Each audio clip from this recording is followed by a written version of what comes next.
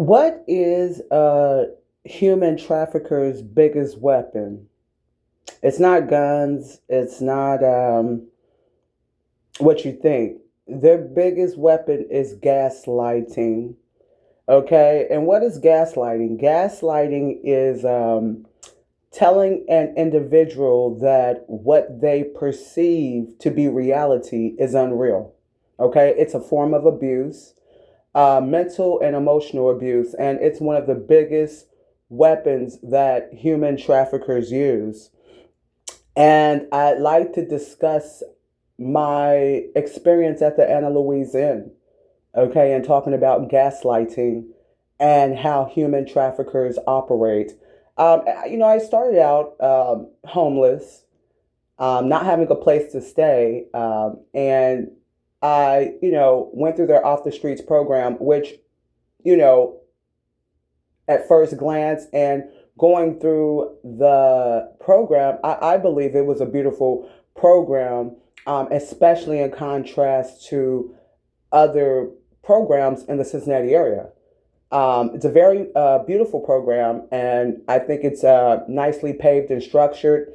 I end up completing the program, and I thought that certain individuals were caring and compassionate about their job, but I found out the hard way that they are only concerned with money. And money does talk, as they say. So I would like to go into the gaslighting that happened and continues to happen to me at the Anna Louise. Like I said in prior episodes, I had noticed a lot of noise, excessive noise on the floor, not only on the floor of the floor that I stay on in Anna Louise currently, but also over top of my head. And at first I was filing reports and I'm like, I'm just going to do the civil thing. But I realized that that was the plan of Beth and Gordon, that they had got paid to set up with the neighbors to frame me, to have me falsely arrested and falsely evicted. So I kind of caught on to that. And the way I caught on to it was I started to describe some things to Beth. Beth is a residential manager at Anna Louise in Cincinnati. And and she said, "Do I need medication?" So I start to describe to Beth some of the problems, such as the excessive noise. And it's one thing to live in a multi uh, building unit. You're going to hear unwanted noise, but this is persistent, consistent, and it's a unique type of vibrational noise.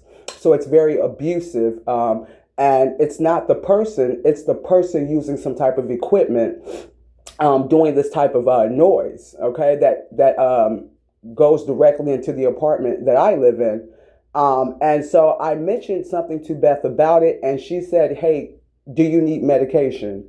So right there, let me know that she was not a helpful advocate, as she perpetrates or not perpetrates, but well, yeah, perpetrates to be.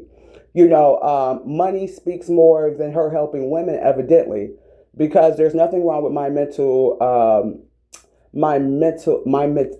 mental acuity or anything or level of consciousness. And like I said, this is one of the biggest weapons that human traffickers use. And like I said, they are employed in places that you wouldn't think that they are employed in. Okay. And so when she told me that, that was very abusive, and that ties into the race of time that property owners and management such as Beth and Gordon work with the cartel to dispose of the target. Okay, so there's a timeline. So the property manager's timeline then becomes the cartel's timeline. They become joined together through this criminal networking ring of prostituting women, soliciting women right at the Anna Louise through hidden surveillance. As I've stated before, they use some type of secret chat. It's secret to me. Of course, I don't know about it. I'm the one being targeted, So they use some type of communication through online. So some type of group chat. It sounds like a horror story, I know. They have my phone mirrored somehow. You know, they have hackers.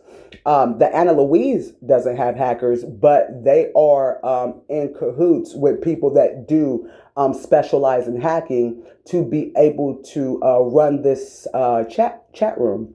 Okay, so they have my phone to where all my neighbors can